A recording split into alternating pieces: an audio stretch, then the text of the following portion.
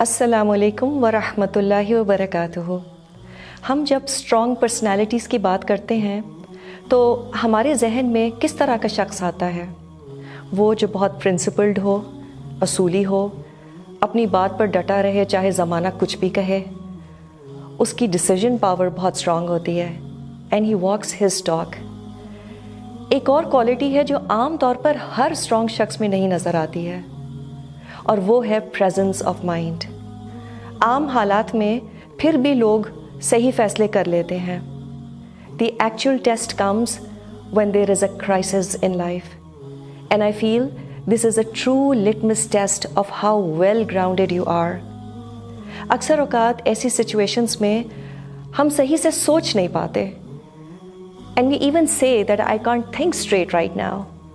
خدا نہ خواستہ ایکسیڈنٹ ہو جائے تو کبھی کبھی صحیح ٹیلی فون نمبرز بھی یاد نہیں رہتے، اور عام طور پر عورتوں کے ساتھ تو یہ کچھ زیادہ ہی ہوتا ہے۔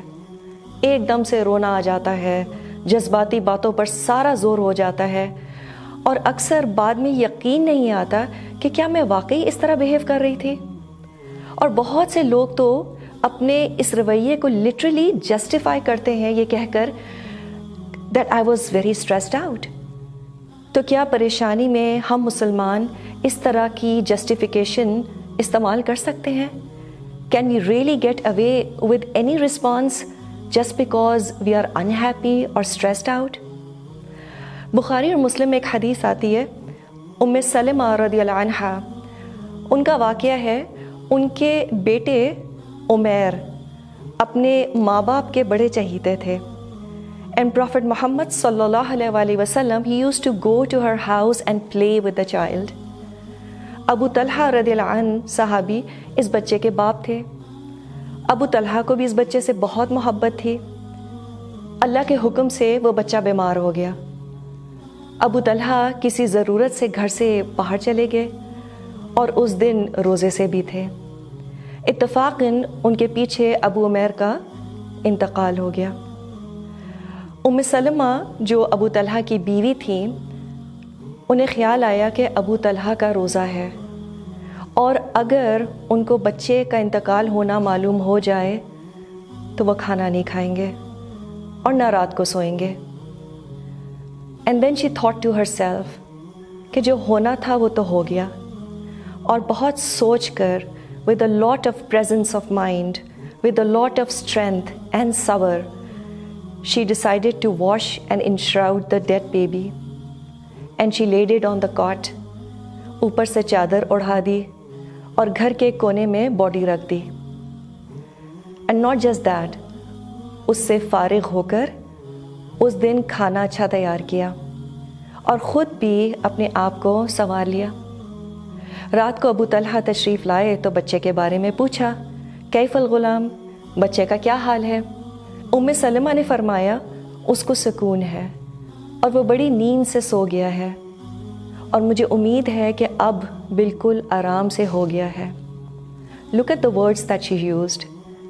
اور ابو طلحہ نے ان کو اس بات کو لٹرل سینس میں لیا کہ وہ صحیح کہہ رہی ہیں، اور چونکہ ابو طلحہ بچے کے اچھے ہو جانے سے بے فکر ہو گئے، ان کو اس بات کی خوشی بھی تھی، پھر بیوی کو بھی خوش اور ریلیکس دیکھا۔ The couple shared the bed for the night۔ جب صبح نہا دھو کر فجر کی نماز پڑھنے جانے لگے تو ام سلمہ نے ان سے کہا، ٹھہر جائیے، اور پوچھا کہ اگر کوئی کسی کو کوئی چیز چند دنوں کے لیے دے دے، پھر وہ اپنی چیز مانگنے لگے، تو روکنے کا اور نہ دینے کا حق ہے یا نہیں؟ ابو طلحہ نے جواب دیا، مانگی ہوئی چیز کو روکنے کا کوئی حق نہیں ہے، بلکہ وہ مانگی ہوئی چیز اس کے اصل مالک کو ادا کر دینا چاہیے۔ اس پر ام سلمہ she said، Abu Umair was entrusted to us by Allah subhanahu wa ta'ala۔ He has taken him back۔ ابو طلحہ انا للہ پڑھ کے نماز کے لیے تشریف لے گئے، and right after Fajr he narrated the whole incident to the Messenger sallallahu alaihi wasallam۔ Prophet made a dua and he said, Allah is likely to bless your sharing the bed with your wife last night۔ Allah is likely to bless your sharing the bed with your wife last night. کچھ مہینوں بعد ان کے ہاں اس رات کے نتیجے میں ایک بچہ عبداللہ پیدا ہوا، اور ان کے بعد 9 بچے اور پیدا ہوئے جو سب بہت نیک تھے. How do you feel? کیا محسوس ہوتا ہے اس قصے کو سن کر؟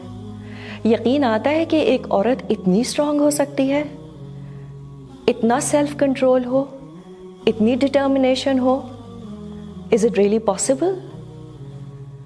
بہت سال پہلے کی بات ہے، میری ایک جاننے والی کے جوان بیٹے کا انتقال ہو گیا، اور میں جب ان کے پاس گئی تو ان کی شکل پر ایک اداسی مسکراہٹ تھی، اور کہنے لگی الحمدللہ، اینڈ آئی واز ٹیکن ابیک.